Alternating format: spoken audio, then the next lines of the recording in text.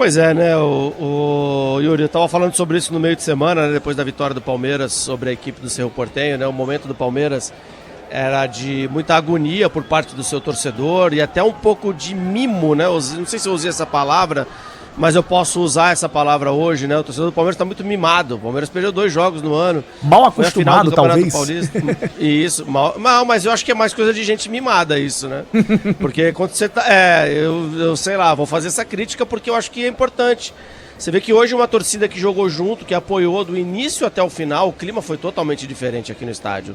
E esse clima foi puxado pelos jogadores do Palmeiras, né? Pela forma como o Palmeiras jogou desde o primeiro minuto. E isso não pode acontecer. Quando o time não está bem, o torcedor tem que dar essa ajuda ao time de futebol, né? Então tem que haver uma troca, essa sinergia, essa cumplicidade, ela não pode ser unilateral, ela tem que ser bilateral.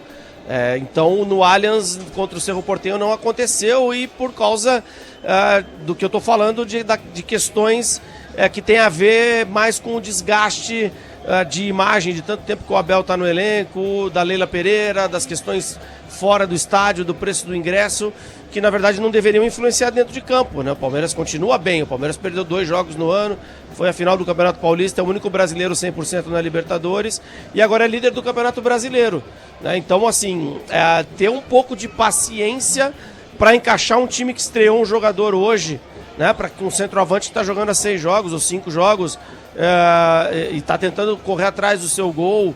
Então, pô, assim, eu acho que em alguns momentos beira realmente o mimo, né? O que aconteceu nos últimos jogos do Palmeiras pela derrota no Paulista para o Corinthians. Inclusive o Abel fala depois na coletiva que o Palmeiras precisa repensar a ideia que dá e o tamanho que dá para o Campeonato Paulista, porque o Campeonato Estadual ele deixa marcas que às vezes são irreparáveis para a temporada. E não é o Palmeiras só, a todas as equipes que jogam os campeonatos regionais no Brasil. Então essas marcas elas são muito fortes e elas interferem na continuação da temporada para o que mais interessa, porque para falar a verdade, os estaduais é o campeonato que você ganha e que no meio do ano ninguém mais lembra, né? É o campeonato menos importante de todos os campeonatos que os clubes decidem.